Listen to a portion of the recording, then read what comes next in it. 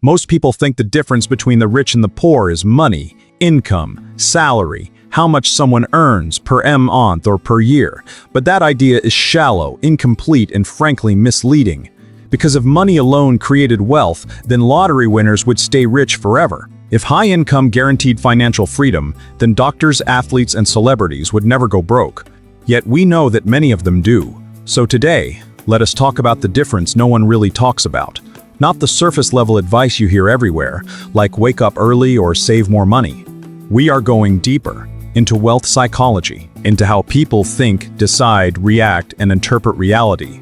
Because the real gap between the rich mindset and the poor mindset is not intelligence, education, or luck. It is how each one relates to money, time, risk, and responsibility. This is not about insulting anyone. This is not about judging people who struggle financially. This is about understanding patterns. And once you understand a pattern, you can change it. Let me start with a simple story.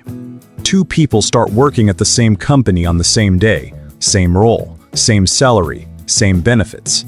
5 years later, one of them is constantly stressed about bills, living paycheck to paycheck, blaming the economy, the government, and their boss. The other has investments, savings, new income streams, and options. They did not inherit money, they did not win the lottery, they did not suddenly become smarter.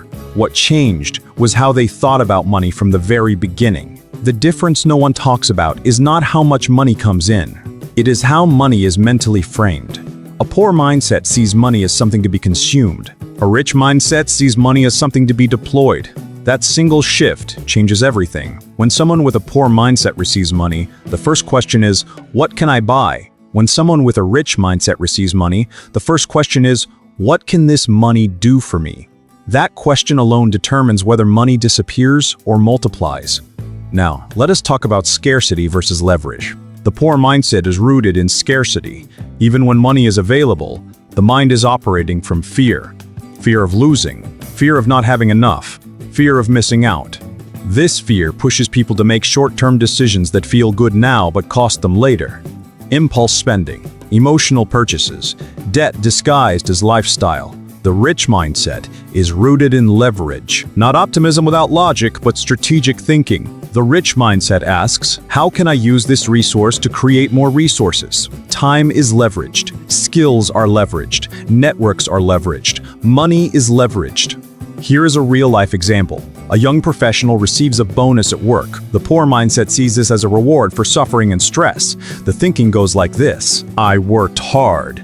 I deserve this. Let me upgrade my phone, buy expensive clothes, or take a trip I cannot really afford. The bonus is gone in weeks, sometimes days, and life returns to normal financial pressure. The rich mindset sees the same bonus as a tool. The thinking goes like this: this is not a reward. This is capital. How do I allocate it? Maybe part goes into learning a new high-income skill. Maybe part goes into an investment. Maybe part becomes seed money for a small business. Pleasure is delayed, not denied. And that delay creates future freedom. This is the difference no one wants to talk about because it is uncomfortable. It challenges how we justify our habits. Now let us talk about income versus ownership. A poor mindset is obsessed with income alone. How much do I earn per each hour? How much is my salary? How much overtime can I work? The focus is on trading time for money endlessly. And there is nothing wrong with earning income. Income is important, but income alone does not create wealth. A rich mindset understands that income is only step one. Ownership is step two. Ownership of businesses, ownership of assets, ownership of systems that generate cash flow even when you are not actively working. Here is another real-world scenario. Two people earn the same monthly salary. One spends years only increasing salary by changing jobs, negotiating pay, or working extra hours. The other also increases salary but slowly channels surplus income into assets, a small online business, shares in companies, real estate, intellectual property. Over time, one person is still trapped by the next paycheck. The other is gradually freed by multiple income streams. The difference is not effort. Both worked hard. The difference is direction. Now, let us go deeper into psychology. The poor mindset externalizes responsibility. When money is tight, the blame goes outward. The economy is bad. The system is unfair. The boss is wicked. Inflation is killing us. Taxes are too high. While some of these things may be true, focusing on them does not improve your financial situation. It reinforces helplessness. The rich mindset internalizes responsibility, not in a self-blaming way, but in an empowering way. The thinking is, what can I control? What can I change? What skill can I learn? What problem can I solve? This mindset turns obstacles into data instead of excuses. And this is where many people get uncomfortable, because responsibility feels heavy.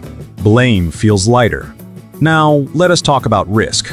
The poor mindset fears calculated risk, but accepts guaranteed loss. This is one of the strangest psychological patterns.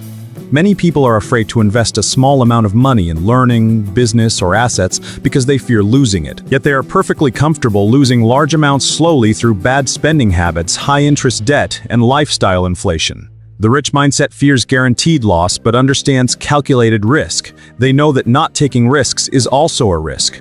They ask, what is the downside? What is the upside? Can I survive the worst-case scenario? And then they decide. For example, someone with a poor mindset might say, starting a business is risky, investing is risky, but they will gladly take a loan with high interest to impress people who do not pay their bills.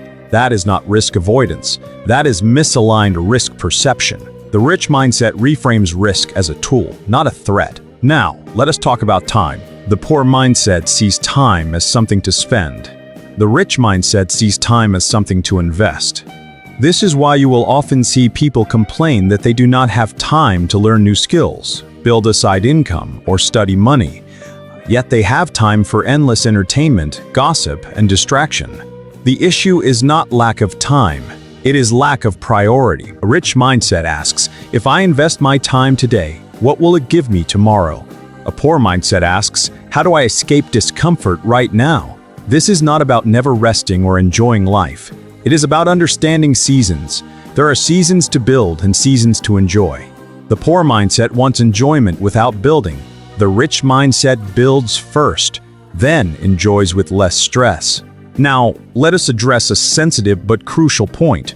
The poor mindset often confuses looking rich with being rich. This is one of the most dangerous traps in modern society, especially in the age of social media. Expensive clothes, luxury cars, flashy lifestyles, and public spending are often mistaken for wealth. But real wealth is quiet. It is invisible. It is boring to look at, but powerful to live with. The rich mindset values financial security over financial applause. They care more about net worth than likes, more about cash flow than compliments, more about freedom than validation. A poor mindset seeks approval. A rich mindset seeks independence. Now let us talk about learning. The poor mindset sees learning as something that ends with school. The rich mindset sees learning as a lifelong tool for survival and growth. Markets change. Technology evolves. Industries disappear. New opportunities emerge. Those who stop learning fall behind, no matter how talented they once were. The rich mindset invests in knowledge that compounds. Financial literacy, business understanding, human behavior, negotiation, strategy. These skills pay dividends for decades. The poor mindset often says, I already know enough, or that is not for people like me. And that belief quietly limits income, options, and confidence. Now let us talk about money emotions. The poor mindset is emotionally reactive to money. Money triggers fear, guilt, shame, or excitement. Decisions are driven by feelings rather than logic. Spending to feel better, avoiding numbers because they cause anxiety, ignoring budgets because they feel restrictive. The rich mindset is emotionally neutral with money. Money is data. Numbers are information. Decisions are made calmly. This emotional control allows better long-term planning and fewer self-sabotaging choices. This emotional difference is rarely discussed, yet it explains why some people self-destruct financially even when they earn well. Now, let us bring everything together. The difference no one talks about is not how much money you have. It is how you think when money is involved. It is how you respond to opportunity, pressure, fear, and temptation. And here is the most important part. Mindsets are learned, and what is learned can be unlearned. You are not stuck with the mindset you grew up with. You are not condemned by your past financial mistakes. Awareness is the first step to change. So let me ask you some honest questions. When money comes into your life, do you see consumption or opportunity? When you face financial pressure, do you look for excuses or strategies? When you think about risk, are you avoiding growth or avoiding loss? When you spend time, are you investing in your future or escaping the present? And finally, are your daily financial habits building freedom or building stress? I want you to reflect deeply on these questions. And now, I want to hear from you. Which mindset do you recognize yourself in right now? And which one do you want to develop? What belief about money do you think has held you back the most? Drop your thoughts in the comments section. Your comments might help someone else realize what they need to change. If you found value in this perspective on wealth psychology and financial thinking, engage with this video and stay connected.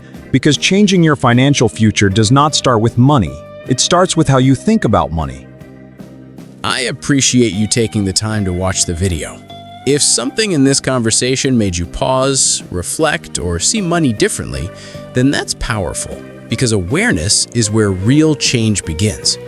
If you found this valuable, tap the like button to show your support and help this message spread further. Don't keep this to yourself. Share the message with someone who is serious about improving his or her financial life. Subscribe to the channel and turn on the notification button so that you will stay connected to more content that will help you think smarter, act better, and grow financially over time. And before you go, join the conversation. Leave your comments and questions below. What mindset shift stood out to you the most? Your insight might be exactly what someone else needs to hear today. This is Financial Psychology, wishing you focus, growth, and smarter financial decisions ahead. Stay intentional, stay disciplined, and I look forward to seeing you in the next video. Bye for now.